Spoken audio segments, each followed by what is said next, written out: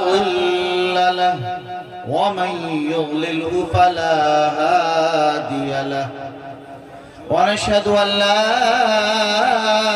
إله إلا الله وحده لا شريك له ونشهد أن سيدنا وسندنا وحبيبنا وشفيعنا ومولانا محمدا عبده ورسوله أعوذ بالله من الشيطان الرجيم بسم الله الرحمن الرحيم ألف لام ميم أحسب الناس أن يتركوا أن يقولوا آمنا وهم لا يفتنون ولقد فتنا الذين من قبلهم فليعلمن الله الذين صدقوا وليعلمن الكاذبين صدق الله العظيم. اسٹیج پر رونق افروز نہایت ہی معزز اور محترم موقر علماء کرام، شعراء اعظام، دانشوران قوم و ملت، بزرگوں اور دینی بھائیوں، پردہ نشین مائیں اور بہنوں، کافی دیر سے آپ حضرات یہاں تشریف رکھتے ہوئے اللہ اور اللہ کے رسول سرکار دو عالم صلی اللہ علیہ وسلم کے ارشادات سماعت فرما رہے ہیں، اور ابھی پروگرام کا سلسلہ جاری ہے اور بڑے ہی اہم مقررین اور شعراء موجود ہیں جو آپ حضرات کے درمیان تشریف لا کر تشنگی سامنے بیٹھ کے تھوڑا سا ادب پرہیز نہیں ہوتا، آپ کی پیاس کو بجھائیں گے. میں بہت ہی شکر گزار ہوں اجلاس کے منتظمین اور داعیوں کا کہ ان حضرات نے آپ حضرات کے سامنے آ کر کچھ کہنے کا یہ گراں قدر موقع عنایت فرمایا. مولانا مفتی سعد النجیب صاحب دامت برکاتہم العالیہ یہاں تشریف رکھتے ہیں، ان کا بیان ہونا ہے. میں ان کا شکر گزار ہوں کہ انہوں نے مجھے اپنے سے پہلے کہنے کا موقع دیا. اللہ تعالیٰ انہیں دارین کی جزا عطا فرمائے. دیکھیے، بات بہت مختصر سی کرنی ہے اس آیت کے ذیل میں. ہم اور آپ مومن ہیں، مسلمان ہیں، کلمہ طیبہ لا الہ الا اللہ محمد رسول اللہ پڑھتے ہیں. ہم اچھی طرح جانتے ہیں کہ مسلمانوں پر حالات ہیں، مسائل ہیں، مشکلات ہیں، مصائب کے پہاڑ توڑے جا رہے ہیں. مسلمان مایوسی کی دلدل میں جا رہا ہے، محسوس کر رہا ہے کہ نہ معلوم اس ملک میں کیا ہوگا. کبھی سی اے اے کے جن کو نکالا جا رہا ہے، کبھی این پی آر اور این آر سی کی بات کی جا رہی ہے، کبھی بابری مسجد کی جگہ رام مندر کا جشن منایا جا رہا ہے، اور کبھی متھرا اور گیان واپی کی بات کی جا رہی ہے، اور کبھی مدارس کے بند کر دینے کی بات کی جا رہی ہے کہ مدارس غیر قانونی ہیں. کبھی آپ دیکھ رہے ہیں کہ قومی تعلیمی پالیسی 2020 لائی جا رہی ہے. یہ چند مثالیں ہیں جو میری زبان پر آئے ہیں. اگر آپ ہر ایک مثال کو جوڑیں تو سب کے پیچھے صرف ایک بات ہے کہ مسلمان باقی نہ رہے، مسلمان اپنے ایمان پر قائم نہ رہیں، مسلمان اپنے قرآن پر چلنے والے باقی نہ رہیں، مسلمان شریعت پر عمل پیرا نہ رہیں، مسلمان سرکار دو عالم صلی اللہ علیہ وسلم کی سنت کی اتباع نہ کریں، مسلمان اپنی تہذیب، اپنے وقار اور اپنے شعار کے ساتھ زندہ نہ رہیں۔ سب کا خلاصہ صرف اتنا ہے کہ مسلمان کافروں کے ساتھ مل جائیں، مسلمان وحدانیت سے دستبردار ہو جائیں، مسلمان ایمان کی عظمت کو ملیامیٹ کر دیں، مسلمان ارتداد کی راہ کو اختیار کر لیں، مسلمان الحاد کے راستوں پر چلنے شروع ہو جائیں، مسلمان اپنے دل کو بے ضمیر کر دیں، مسلمان اتحاد و اتفاق سے نکل جائیں، ان کے سامنے محمد رسول اللہ کی عظمت، ان کے سامنے عائشہ کی عفت و عصمت، ان کے سامنے قرآن اور حدیث کی پاکیزگی اور اس کی صداقت ختم ہو جائے۔ ان سب کا خلاصہ صرف یہ ہے کہ مسلمان کی نئی نسل اسلاف کی اپنی قربانیوں سے نابلد ہو جائے، مسلمانوں کی نئی نسل اسی ناچ گانوں میں الجھ کر، اسی شراب اور نشے کے اندر دھت ہو کر صرف یہ چاہا جا رہا ہے کہ مسلمان کے یہ نئی نسل ارتداد و الحاد کی راہ پر چل پڑے، ان کے نزدیک ایمان و یقین کی عظمت کچھ بھی نہ ہو، صرف یہی چاہا جا رہا ہے کہ ایمان کی عظمت، ان کا تقدس، اس کی پاکیزگی، ان کی قوت، ان کی طاقت، اس کی اہمیت کا اس کے دلوں سے یہ ساری چیزیں نکل جائیں۔ سب کا خلاصہ صرف اتنا۔ میں نے ابھی اپنی ایک تقریر میں ابھی 2 دن پہلے یہی بات کہی کہ کیوں نہیں آسانی سے کہہ دیتے ہیں کہ اس ملک میں رہنا ہے تو تمہیں ہندو بن کر رہنا ہوگا یا تمہیں پاکستان جانا ہوگا۔ ارے صاف صاف کیوں نہیں کہہ دیتے کہ کبھی NPR NRC مدرسہ بند کرو، داڑھی مت رکھو، موب لنچنگ کر دیے جائے گا اور فلاں اور فلاں۔ حد تو یہاں تک ہو گئی اور تعصب اور دہشت نے اس انداز سے جنم لیا کہ بڑے بڑے لوگ، اگر ایک مسلمان لڑکا بگ باس میں کامیاب ہوتا ہے تو بڑے سے بڑا آدمی اس کے خلاف ٹویٹ کرتا ہے کہ مسلمانوں میں کٹر پنتھی تھا اسی لیے دیا گیا۔ نعوذ باللہ نعوذ باللہ۔ جس ملک کی اس قدر سطحیت اور بدترین صورتحال سے جو ملک گزرے گا، یاد رکھیے کہ اس ملک میں کیا ہوگا آپ کچھ نہیں کہہ سکتے۔ لوگ یہ سمجھتے ہیں کہ شاید مسلمان ڈر جائیں گے، مسلمان دب جائیں گے، مسلمان پیچھے ہٹ جائیں گے، مسلمان اپنے ایمان کو بیچ دیں گے، اپنی ضمیر سے دستبردار ہو جائیں گے، اپنی شریعت کو پس پشت ڈال دیں گے، لیکن اسے تاریخ اسلامی نہیں، تاریخ انسانی کا بھی اسے پتہ نہیں ہے کہ آدم سے لے کر آج تک کوئی زمانہ، کوئی تاریخ ایسی نہیں رہی مسلمان نے اپنے سر قلم تو کروا دیے، اپنی اولاد کو تختہ دار پر چڑھا تو دیا، اپنے لہو سے ہندوستان نہیں عالم اسلام کے چپے چپے کو لہو لہان کر تو دیا، مگر انہوں نے اپنے ایمان کا سودا نہیں کیا۔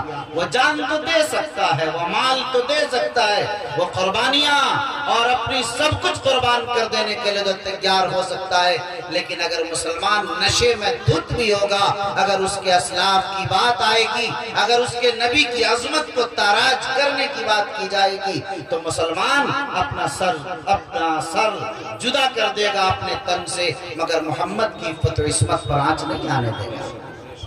انہیں یہ اندازہ نہیں ہے کہ وہ غلط رخ اور غلط سمت میں چل پڑے ہیں۔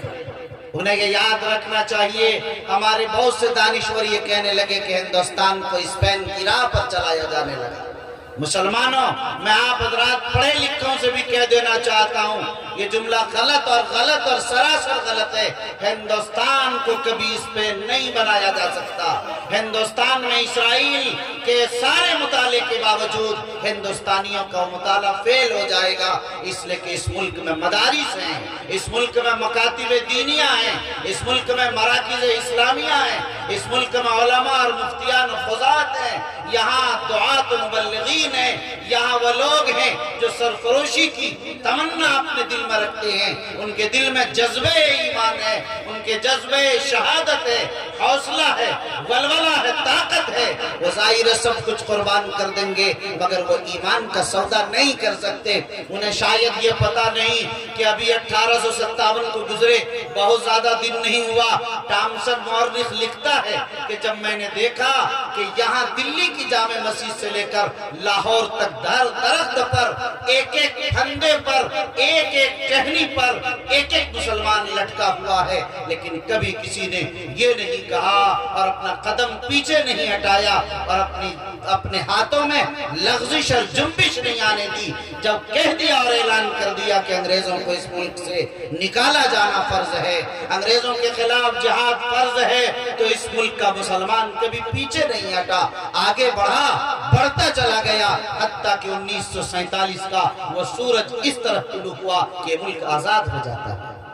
میرے بھائیوں، اسی ٹامسن مورخ نے وضاحت کی کہ اس 1857 میں جہاں 55,000 مسلمان اور 35,000 علماء شہید کیے گئے، انہوں نے کہا کہ میری آنکھوں نے دیکھا، یہ وہ دشمن اسلام مورخ کی زبان سے میں نقل کر رہا ہوں اور سنا دینا چاہتا ہوں لوگوں کو کہ لوگ یاد رکھو، مسلمانوں کی تاریخ دردناک بھی ہے اور خوفناک بھی ہے اور حیرت انگیز بھی ہے کہ یہ جلتی ہوئی کڑھائی ہے اور یہ تیل ہے جو کڑک رہے ہیں، اور یہاں ایک صف میں بٹھایا گیا علماء کو اور کہا کہ دیکھو اس جلتی ہوئی کڑھائی اور اس کھولتے ہوئے تیل میں تمہیں ڈال دیا جائے گا اور تم کباب بن جاؤ گے، ورنہ ایک بار کہہ دو کہ انگریزوں کے خلاف جہاد فرض نہیں ہے، اگر نہیں کہو گے تو تمہیں ڈال دیا جائے گا۔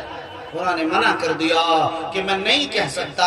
جب کہہ دیا کہ انگریزوں کے خلاف جہاد فرض ہے، فرض ہے، فرض ہے تو فرض ہے، اس لیے اسے اٹھا کر تیل کی کڑھائی میں جلتے ہوئے ابلتے ہوئے تیل کی کڑھائی میں ڈال دیا گیا۔ دوسرے سے کہا کہ دیکھو یہ کباب بن گیا، یہ جل کر کوئلہ اور راکھ ہو گیا، تمہارا بھی یہی حشر کیا جائے گا اگر تم نہیں کہا۔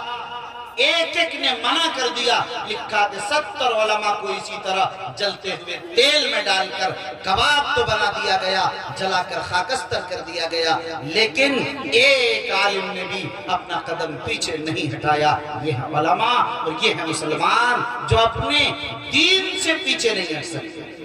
یاد رکھیے مسئلہ ملک کے لینے کا نہیں تھا، وہ تو کئی سو سال سے جم چکے تھے انگریز۔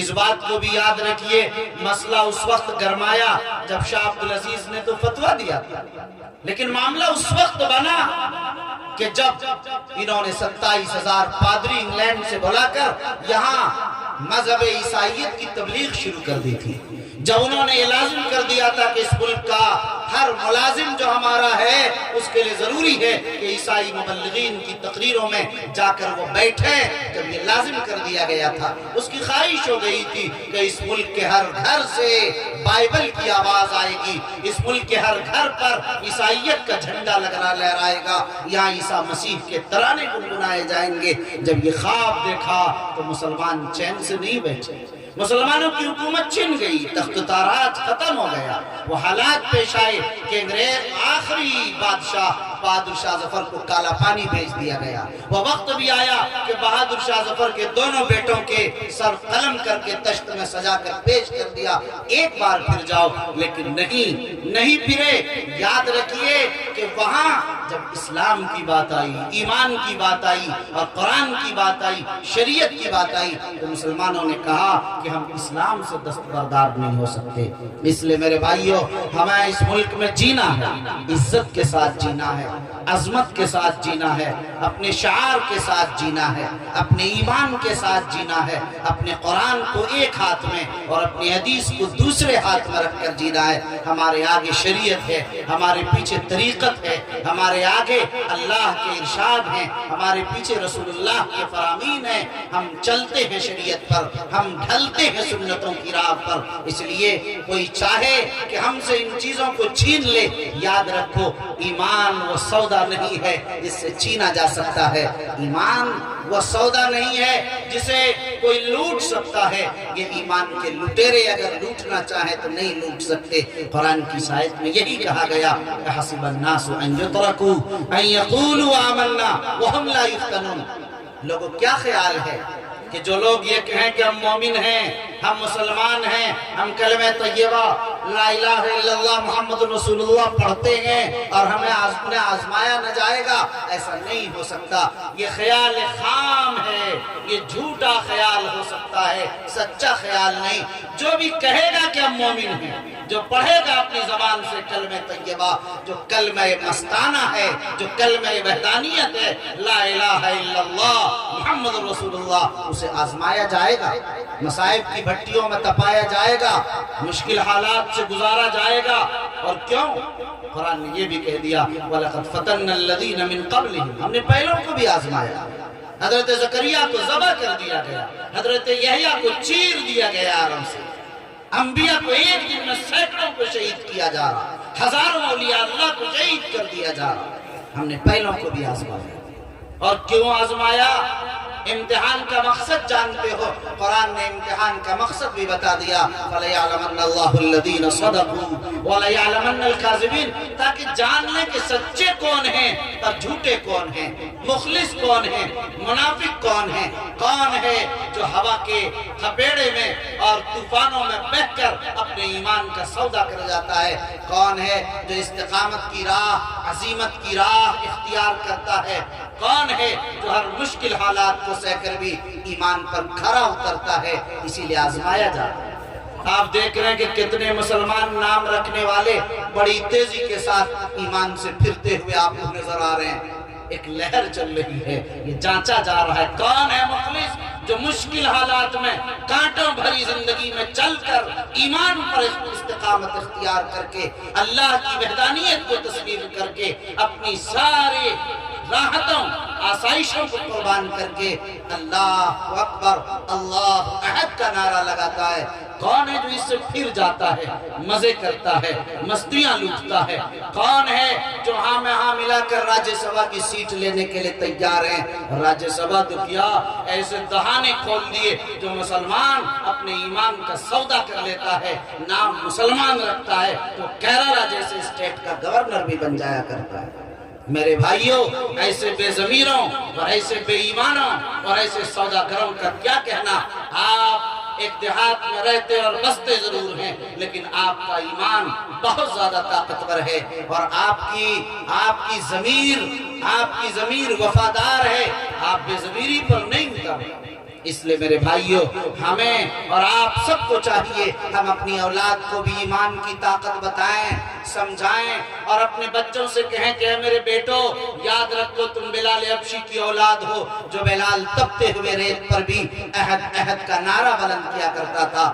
اے بیٹیوں، اے میری بیٹیوں، دلاری بیٹیوں، یاد رکھو کہ تم اس سمیہ کی اولاد ہو جس سمیہ سے کہا گیا تھا کہ اگر تم نے اسلام اور ایمان سے پیچھے نہیں ہٹی تو یاد رکھو تمہارے جسم کے 2 ٹکڑے کر دیے جائیں گے۔ لیکن سمیہ نے کہا تھا کہ 2 ٹکڑے اور جان لینے کی 1000 جان بھی اگر اللہ دے دے اور اللہ کی راہ میں شہید کر دی جاؤں 1000 بار تو یہ میرے لیے بڑے فخر کی بات ہے۔ میرے بھائیوں، ہمیں اپنے بچوں اور بچیوں کو بتانے کی ضرورت ہے، انہیں بتانے کی ضرورت ہے کہ نوجوانوں، اے میرے بیٹے اور بیٹیوں، اے میرے بھائیوں اور بہنوں، یاد رکھیے اچھی طرح ایمان کا سودا کبھی نہیں کیا جا سکتا ہے۔ حالات کچھ بھی آ جائیں، ہم مومن ہیں، کلمہ طیبہ لا الہ الا اللہ پڑھتے ہیں، یہ وہ کلمہ ہے جو جنت کا دروازہ ہے، یہ کلمہ ہے جو جنت کی چابی اور کنجی ہے۔ جس کے پاس یہ کلمہ نہیں، قیامت کبھی بھی جنت میں وہ نہیں جا سکتا ہے، وہ جنت کی خوشبو بھی نہیں پا سکتا۔ یہ اتنا بڑا کلمہ بڑا چھوٹا سا لیکن بڑا وزنی کلمہ۔ آپ جانتے ہیں اس کلمے کی طاقت، آپ کو اپنی اولاد کو بتانا ہوگا کہ میرے بھائیوں یاد رکھو اگر اس کلمے کو ترازو کے ایک پلڑے پر رکھ دیا جائے اور 7 زمین و آسمان کو ترازو کے دوسرے پلڑے پر رکھ دیا جائے، یقین مانیے کہ ترازو کا وہ پلڑا جس پر صرف کلمہ لا الہ الا اللہ کا پرچہ ہوگا وہ جھک جائے گا اپنے وزن کی بنیاد پر۔ یہ ہے کلمہ طیبہ لا الہ الا اللہ کا وزن۔ میرے بھائیوں، آپ توحید کے علم بردار ہیں، آپ وحدانیت کے علم بردار ہیں، آپ ایک اللہ کو مانتے ہیں، ایک کے علاوہ کسی کو نہیں مانتے ہیں۔ آپ مدد انہی سے مانگتے، آپ روزی انہی سے مانگتے، اولاد انہی سے مانگتے ہیں، شفا انہی سے مانگتے ہیں، دولت انہی سے مانگتے ہیں، اولاد انہی سے طلب کرتے ہیں، نرینہ اولاد انہی سے مانگتے ہیں۔ کوئی پیر نہیں دے سکتا، کوئی تعویذ نہیں دے سکتا، کوئی دنیا کا کوئی انسان، کوئی طاقتور، کوئی کچھ نہیں دے سکتا۔ دینے والی ذات اللہ کی، وہی نفع دینے والی ذات، وہی نقصان پہنچانے والی ذات، وہی بیماری دینے والی، وہی شفا دینے والی ذات۔ آپ کا عقیدہ مضبوط ہونا چاہیے۔ اللہ اکبر، اللہ اکبر، اللہ سب سے بڑا ہے، وہ قادر مطلق ہے۔ جب آپ نے لا الہ الا اللہ کہہ لیا، ہم کسی کو نہیں مانتے سوائے اللہ کے، ہم کسی سے نہیں ڈرتے سوائے اللہ سے۔ جو صرف اللہ سے ڈرتا ہے وہ دنیا کی کسی طاقت سے نہیں ڈرتا، اس لیے کہ طاقتوں کا پیدا کرنے والا وہی خدا ہے۔ وہ بادشاہوں کا بادشاہ، وہ سلطان السلاطین، احکم الحاکمین، قادر مطلق ہے۔ جب وہ طاقت ہمارے ساتھ ہے تو دنیا کی کسی طاقت کی ہمیں ضرورت نہیں۔ اے لوگوں، جب ایک بار اپنی زبان سے بھی جملہ کہہ لیں، ان اللہ معنا، اللہ ہمارے ساتھ، اللہ ہمارے ساتھ ہے، اللہ اکبر، اس جملے کا وزن تو دیکھیے۔ جب اللہ ہمارے ساتھ ہو گیا تو ساری دنیا اگر مخالف ہو جائے ہمارا کوئی کچھ نہیں بگاڑ سکتا۔ اللہ آپ کے ساتھ، ایمان والوں کے ساتھ ہے۔ اس لئے میرے بھائیوں، آپ اپنے ایمان کو پختہ کیجئے، اس کو پالیدہ کیجئے، اس کو زندگی عطا کیجئے، اعمال صالحہ سے اسے سنواریے اور آپ استقامت اختیار کیجئے۔ ہماری زندگیوں میں نماز کی پابندی ہونی چاہیے، ہمیں زکوٰۃ کی پابندی کرنی چاہیے، ہمیں روزے کی پابندی کرنی چاہیے، ہمیں ضرورت ہے، اگر ہم مالدار ہیں، طاقت ہے، ہمیں حج کرنا چاہیے۔ یاد رکھیے، سچ بولنا، امانت داری، وفاداری، کون نہیں جانتا یہ اچھی چیز؟ غیبت، چغلخوری کون نہیں جانتا حرام؟ وعدہ خلافی کون نہیں جانتا یہ حرام اور ناجائز ہے؟ زنا کون نہیں جانتا یہ بری چیز ہے؟ کون نہیں جانتا بدنگاہی بری چیز ہے؟ کون نہیں جانتا کہ بے پردگی بری چیز ہے؟ کون نہیں جانتا کہ سود کا لینا دینا دونوں حرام ہے؟ کون نہیں جانتا کہ نشہ والی چیز کا استعمال کرنا حرام اور ناجائز ہے؟ اے لوگوں، اگر ہم حرام سے بھی نہیں بچے، ہم نے حلال کو بھی نہیں اپنایا، ہم نے فرض کو بھی نہیں اختیار کیا، اے لوگوں، پھر ہم کس چیز کے مسلمان ہیں؟ کیا منہ دکھائیں گے؟ اے میرے بھائیوں، آؤ غیرت میں جاگو، جاگ جاؤ کہ ہم مسلمان اور کلمہ طیبہ پڑھنے والے ہیں۔ اس لیے ایمان کے جو تقاضے ہیں، جو فرائض ہیں، ہم اس پر چلیں گے اور پوری قوت کے ساتھ ہم اس پر چلیں گے۔ اس سے ایک لمحے کے لیے بھی پیچھے ہٹنے کے لیے ہم تیار نہیں ہوں گے۔ میرے بھائیوں، میرے بزرگوں، میں آپ سے صرف یہی ایک پیغام دینے کے لیے آیا۔ حالات مشکل آتے ہیں اور چلے جاتے ہیں، ان مشکل حالات میں جمنا اور صبر اختیار کرنا اور لائے عمل بنانا، اپنے آپ کو مستعد اور تیار کرنا، اپنے آپ کو شریعت پر جمانا اور اپنے زندگیوں میں تعلیم کو لانا اور جہالت سے اپنے آپ کو پاک کرنا، معاشرے کو پاکیزہ بنانا اور معاشرے کی برائیوں سے اپنے معاشرے کو پاک و صاف کرنا، یہ ہماری اور آپ سب کی ذمہ داری ہے۔ دعا کیجئے اللہ تعالیٰ اس اجلاس کو کامیاب فرمائے اور اس اجلاس کے منتظمین کو قبولیت سے سرفراز فرمائے، اور اللہ تعالی ہماری اور آپ کی نصرت فرمائے، اور اللہ اس ملک میں امن، چین و سکون نصیب فرمائے، اور اللہ اس ملک میں ایمان اور اسلام کو، مسلمانوں کو سربلندی نصیب فرمائے، اور صاحب ایمان کی عظمت رفتہ کو واپس فرمائے۔ آمین۔ وآخر دعوانا ان الحمدللہ رب العالمین۔ دوستو